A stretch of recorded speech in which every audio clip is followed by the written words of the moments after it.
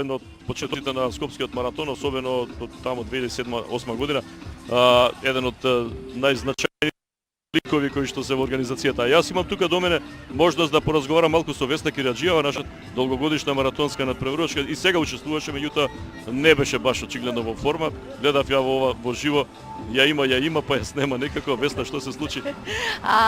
Така, се пријавив точно во право си, се пријавив за цел маратон, меѓутоа веројатно малку преамбициозно оваа година си го сватив оваа трка. Сепак влегов во финишот само на полумаратонот. Мислам дека толку реално бев подготвена.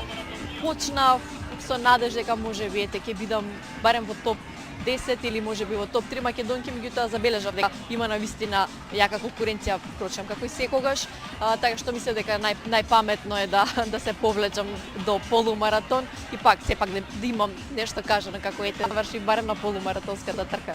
Да, многу години назад и рекреативно, и надпреварување со атлетиката и пред се со овие маратонски трки.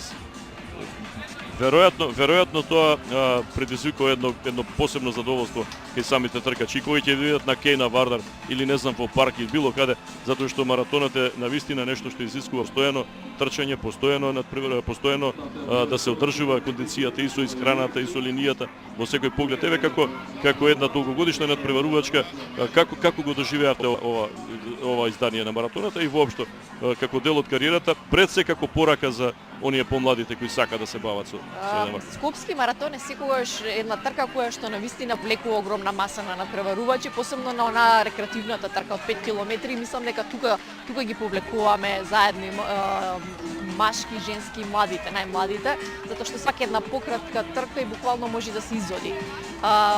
И веќе, како што забележуваме со текот на годините, веќе 15 година поред, нешто што започна, јас сум од самиот старт со Скопскиот маратон, нешто се сеќам дека започнавме со, не знам, 50-тина, 100 луѓе со нервозни возачи, шофери кои што постојано ни свираа зашто се блокираат булеварите. Сега добиваме една масовност со 12-13 илјади учесници. Шоферите се многу повнимателни, дури сега она нервозно свирење сега е поддршка за надпреварувачите, така што мислам дека постигнавме, го сменивме менталитетот на народот, на населението, дека ова навистина е една позитивна работа не само за градот Скопје, туку и за Македонија. Да, и како го гледаш развојот на Скопскиот маратон можеби во перспектива, еве можеби како дел од организација која што сигурно следува на една исклучително квалитетна надпреварувачка и сите оние кои што се тука присутни, а имаат што да дадат и што да направат во Мислам дека е на едно врвно ниво, значи можеби европско и светско не заостануваме реално. Имам голямо искуство на интернационални трки, не само низ регионот, туку и низ Европа, и навистина организацијски не заостануваме. Можеби ни фали повеќе публика, се уште не сме навикнати на тоа да има полни булевари, меѓутоа во секој друг аспект мислам дека не заостануваме. Можеби немаме така бројни, да речеме, интернационални некои светски познати маратонски имиња, затоа што сепак тие се повлечени од фондот, од наградниот фонд, нешто што кај нас е релативно скромно дури за наши услови.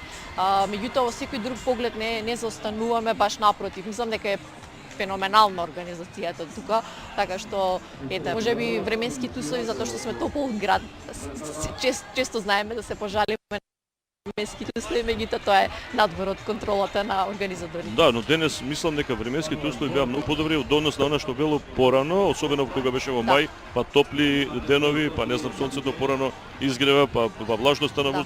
Мислам дека денес 18 степени. Да, релативно подобри услови. Не се најидеални, пак ќе кажам за резултати правени за светски рекорди или за државни рекорди, меѓутоа се далеку подобри, како што спомене и во период кога беше во мај, знае самата таа промена од нагло, посебно за нас професионалните атлетичари, почнуваме цела зима се подготвуваше на некои пониски температури, мај наеднаш затоплува и тоа многу повеќе се чувствува отколку кога температурите цело лето се подготвува во топли услови и после нешто пониски температури е попријатливо за телото.